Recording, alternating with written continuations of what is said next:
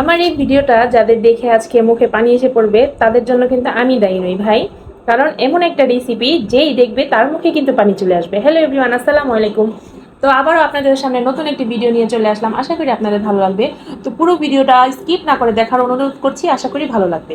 তো আজকে যেটা বানাবো এটা হচ্ছে একটা ভাইরাল রেসিপি। এটা কম বেশি আমরা সবাই খেয়েছি, এবং যারা এখনও খাননি আশা করি ট্রাই করবেন আমার এই রেসিপিটা দেখে। পুরো রেসিপিটা দেখে কিন্তু বুঝতে পেরেছেন আমি কি করছি। হ্যাঁ, অবশ্যই আপনারা যেটা ভাবছেন সেটাই। আমি আজকে বানাচ্ছি লেবুর পিনিক। তো লেবুর পিনিক বানানোর জন্য সর্বপ্রথম যেটা লাগবে সেটা হচ্ছে লেবু। আমরা সবাই জানি এটা যেহেতু লেবুর পিনিক, তো লেবু তো লাগবেই, সেটাই তো স্বাভাবিক। তো আজকে বাজার থেকে হঠাৎ করে অনেকগুলো লেবু এনেছিল, 20টা লেবুর মতো এনেছিল। তো ভাবলাম আমি এতগুলো লেবু কিছু তো একটা করা যাক, তো আপনাদের সাথে এই রেসিপিটা আমি শেয়ার করছি। এর আগেও আমি অনেকবার খেয়েছি, কিন্তু আজকের এই রেসিপিটা আমার কাছে একদম দুর্দান্ত লেগেছে, মানে ফার্স্ট ক্লাস লেগেছে। তো আপনাদের সাথে প্রথমেই দেখিয়ে দিচ্ছি। আমি এখানে 4টা লেবু নিয়েছি। 4টা লেবু, এটা অবশ্যই সিডলেস লেবু হতে হবে। বাজারে কিন্তু 2-3 ধরনের লেবু পাওয়া যায়, তো এটা হচ্ছে সিডলেস লেবু, এজন্য কিন্তু লেবুর পিনিকটা বানাতে কিন্তু অনেকটাই সহজ হয়। এখানে আমি স্লাইস করে সুন্দরভাবে লেবুগুলো প্রথমেই কেটে নিচ্ছি। প্রথমে কেটে নেওয়ার পর আপনারা এখানে চাইলে লেবুর যে ছালটা আছে সেটাও ফেলে দিতে পারেন। তো এখানে আমার কিন্তু লেবুগুলো কাটা শেষ। তো যা যা নিব, প্রথম ইনগ্রিডিয়েন্টস হচ্ছে এখানে তেঁতুলের টক। অবশ্যই কিন্তু তেঁতুলের টকটা এখানে মিক্স করতেই হবে।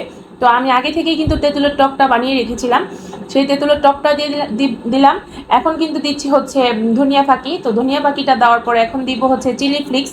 এটা হচ্ছে ড্রাই চিলি ফ্লেক্স, এটা এখন আমি দিয়ে দিব।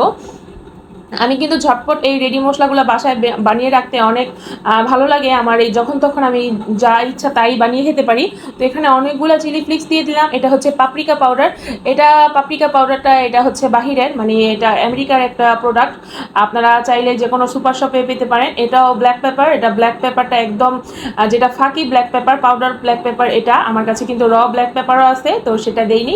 আর সর্বশেষে দিয়ে দিলাম বিট লবণ। তো এখন যেটা দিব হচ্ছে একটু পরিমাণ চিনি দিব। চিনি না দিলে কিন্তু খেতে টেস্টটা এত ভালো লাগবে না।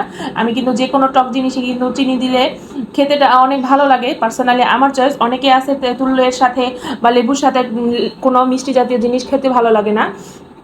আসলে আমি ভিডিওটা বানাবো কি, ভিডিওটা বানাতে বানাতে আমার এখনই মুখে পানি চলে আসছে। তো কেমন হলো আমার এই ভিডিওটা আপনারা কমেন্ট বক্সে জানাবেন, আর কে কে এই লেবুর পিনিকটা খেয়েছেন সেটাও জানাবেন।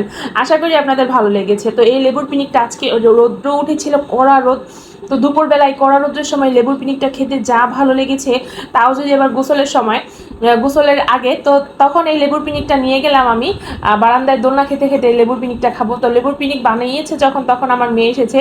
আসলে ওরও অনেক টক পছন্দ, তো আমি বাইরের ভিউটা দেখছিলাম আর দোলনায় বসে বসে লেবুর পিনিক খাচ্ছিলাম।